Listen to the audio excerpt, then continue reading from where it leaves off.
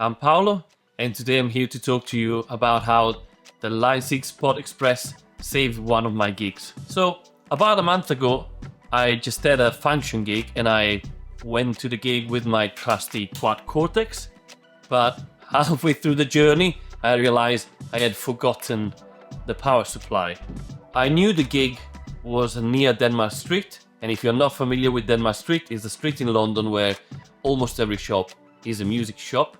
So I was quite sure I would have been able to find a power supply, but that was not the case.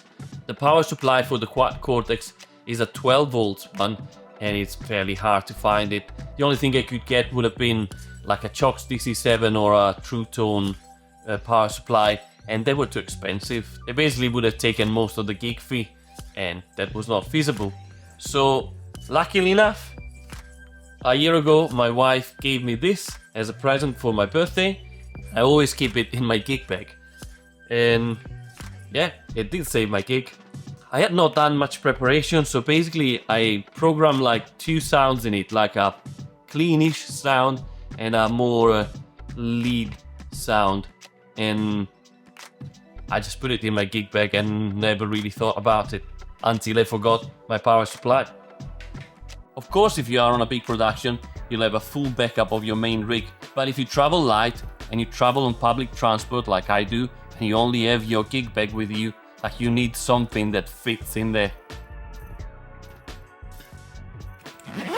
So all the parts that you've heard in the song at the beginning of the video are played with the two sounds that I used on the gig.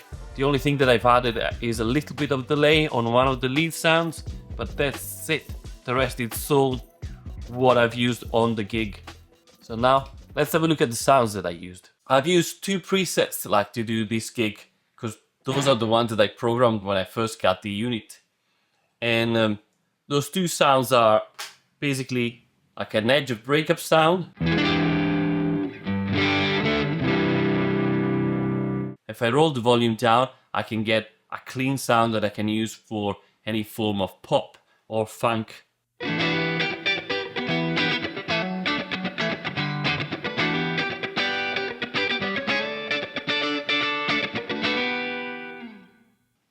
But I can still. And if I add the overdrive, I can get like a fairly rock sound.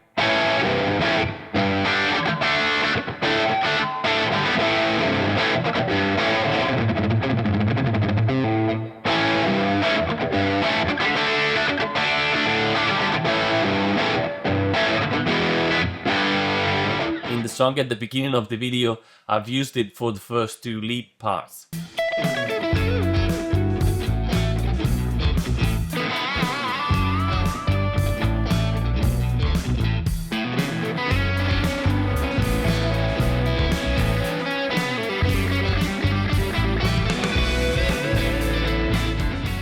Then if I press these two switches together, I can just get to my next preset, and then this preset is more of a distorted sound.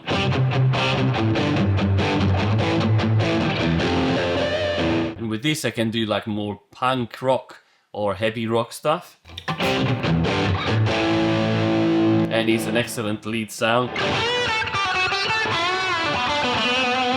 The ability to add the overdrive on top of any of those two sounds make those two presets so versatile that I can basically cover all my needs.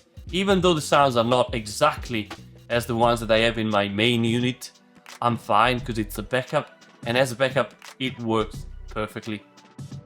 One thing that I'm gonna do is buy an external switcher so I can turn on and off the delay or an extra effect, and that will basically cover all my needs for a normal function set. I could confidently go out and just use this unit to play a whole set. These are a couple of settings that I suggest you should change in the unit.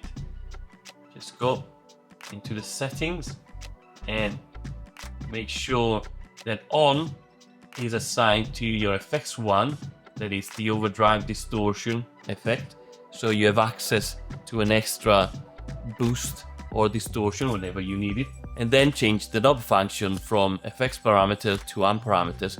That makes it so that you can access your amp parameters immediately without having to press the Alt function, and that's really handy in a live situation. By the way, I'm interested to know if you have any story about gear failing or forgetting something at home and what you use as a backup. So let me know in the comments below. This is a perfect backup because it's not too expensive, it fits in your gig bag, it works with batteries, and it works with a 9-volt power supply, like the most common you can find.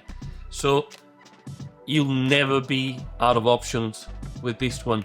If you forget anything, quickly run to a shop, get 3 AA batteries, and you'll be good to go. Alright, I hope you enjoyed this video. As always, remember to like and subscribe down here. It really helps me. See you next time. Bye!